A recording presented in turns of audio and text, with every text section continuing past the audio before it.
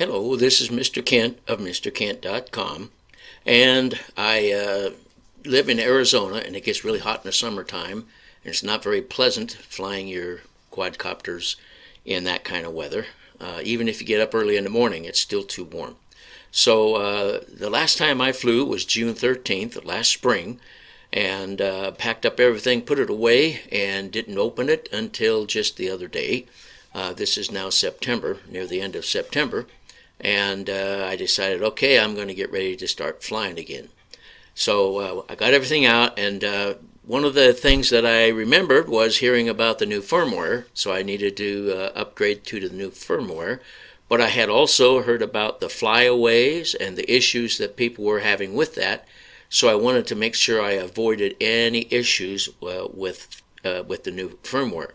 I also realized that there were some issues trying to get the new Bebop 2 MP4 videos to work on Verb Edit, which is what we use to put the telemetry at the bottom of the screen, as you can see it here. So this video is going to cover some of the things that I did in order to avoid having any issues. So I got everything out, and if you want to follow these instructions, it'd be a good idea if you haven't done the firmware upgrade yet. Or if you have, you might even want to do it. Anyway, the first thing I did was I connected my Sky Controller 2 and my tablet together with the USB cable. And then I switched on the Bebop 2 quadcopter and waited until it was fired up and ready to go. Alright, so then the next thing I do is monitor the tablet, and I'm looking for the FreeFlight Pro to come up. And then I followed the upgrade instructions through to completion, making sure that they were all done properly. So I got that all done, and I switched off the Bebop 2, and then I switched off the Sky Controller. And then the next thing I needed to do was do a factory reset before I went to fly.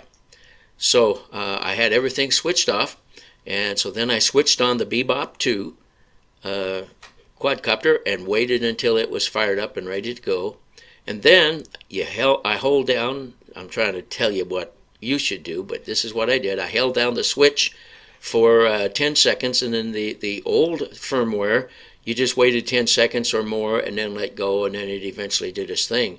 It seemed to this time, as soon as it hit 10 seconds, it went into its reset mode. So either way, you hold that down for at least 10 seconds and let it go into its reset mode.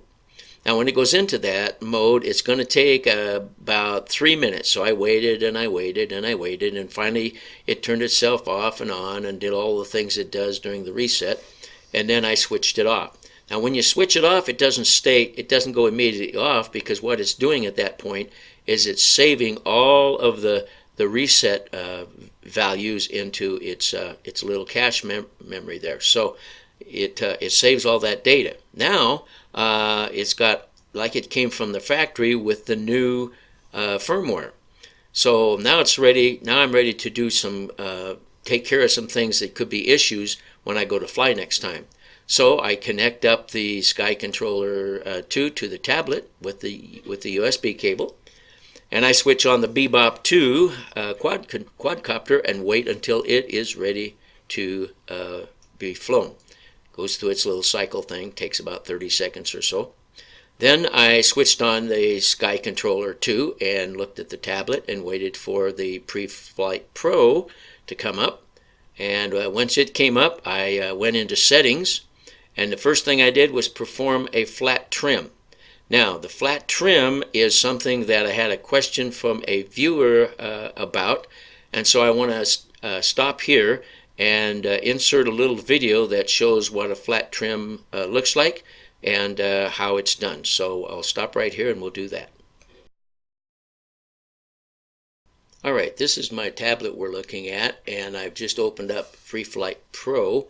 And I'm going to go into settings, and so you'll see me reach over there and hit the settings button. Then I'm going to drop down to position in the settings. You see on the left hand side of the screen there. I'm going to use my pencil for that. And so there I go down to settings, and at the very top it says flat trim. All you have to do is just touch that, and in a microsecond, it does the flat trim. That's all it takes. And now the flat trim is completed, and you can exit out of settings, and you've got it all done. So that's how easy flat trim is. Nothing hard. Now let's get back to the video. All right. After doing the flat trim, I went in and I performed a calibration, which gets the compass and everything aligned. And I had it all. That was all I needed to do after doing a factory reset.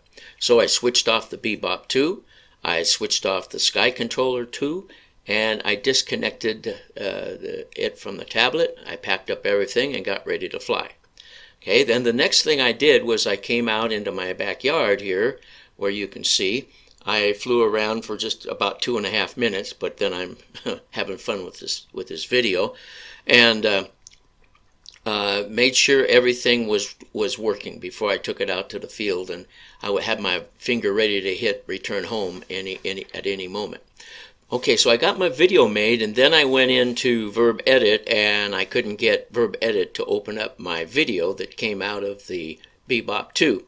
So then I got online, and I started doing some research, and I found out from going to the Bebop forum that you have to convert the MP4 video that comes out of the Bebop to import an MP4 video like you would get from other things. Why they changed it, I don't know.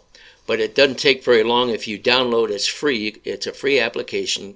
It's called VLC Video Editor, and you can download that and then just convert your video according to the instructions into a normal MP4 video. Then you can put it into Verb Edit. Now, the video I made many months ago on how to connect to the Parrot cloud, it shows everything except that you don't want to use the latest version of Verb Edit. You want to use version 4 or version 3. Version 4 will work to put the telemetry on the bottom of the screen. And if you go to my website, mrkent.com/Bebop, there's a download there where you can download version 4, and that's what I used to make this video. So I hope that's been helpful, and I want to thank you for listening, and God bless you.